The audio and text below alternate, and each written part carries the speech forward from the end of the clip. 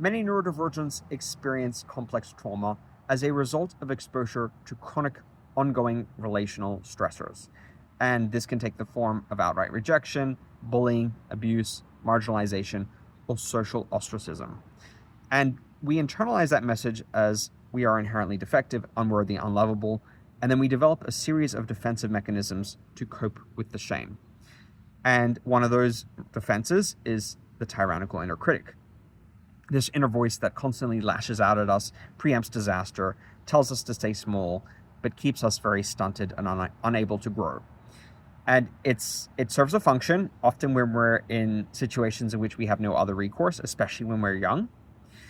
But it becomes maladaptive when we outgrow those situations and we move on with our lives, but the tyrannical inner critic stays with us. And one of the primary tools of the tyrannical inner critic is criticism. It believes that by lashing out at us, it motivates us to be better, to survive better, to avoid danger. However, criticism, as we all know, is the ultimate demotivator. And if you constantly attack yourself, you're more likely to do this than to actually go out in life and embrace life and seize the day and take risks and put yourself out there and be open to relationships and not engage in avoidance.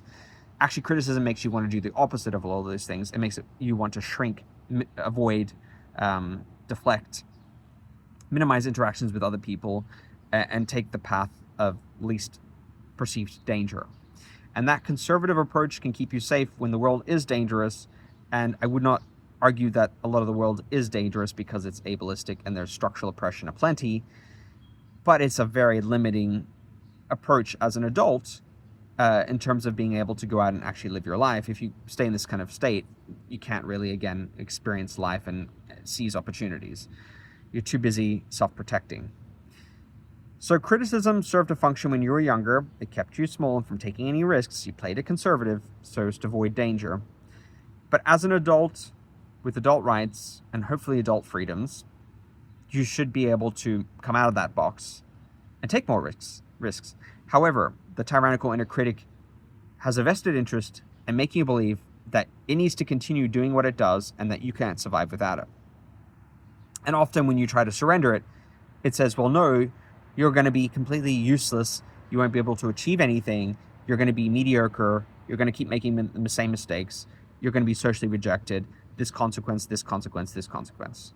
So it draws up a rationale as to why you need it still, and it persuades you, often through bullying, that it needs to remain and it still needs to do its job. And to some extent, yes, it serves a function, and yes, it can maybe be helpful if balanced and moderated. It doesn't believe in moderation. It believes in a monopoly.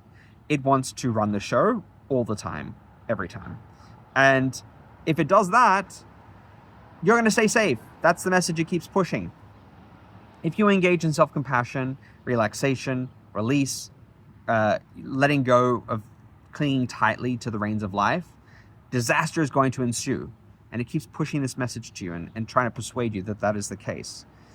And because this goes on unconsciously in the back of your head, you're often not cognizant that it's happening, nor are you cognizant of how you arrived at the decision to continue persisting and believing and following the dictations of this tyrannical inner critic.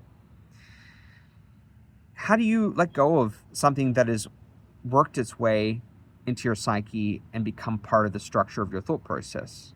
First of all, becoming aware of it, understanding that and acknowledging, sometimes verbally, sometimes mentally, that yes, you're serving a function, tyrannical inner critic, you're trying to keep me safe, I understand why you're doing this, and I appreciate your help. And then balancing it with, I get that this has protected me in the past, but also I'm an adult now, and I don't believe that this is the case. Thank you for warning me.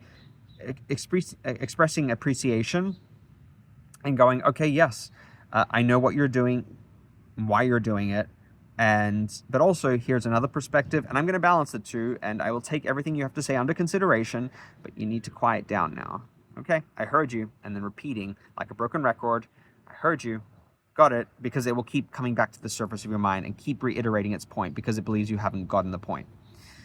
And little by little, through persistence, you can rewire your brain, you can learn to moderate this part of your psyche, you can take what valuable stuff it has to offer you, and you can kind of discard the rest.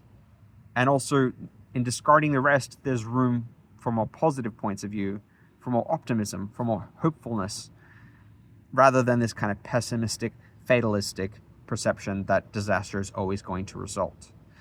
Have you struggled with a tyrannical inner critic as a neurodivergent with complex trauma?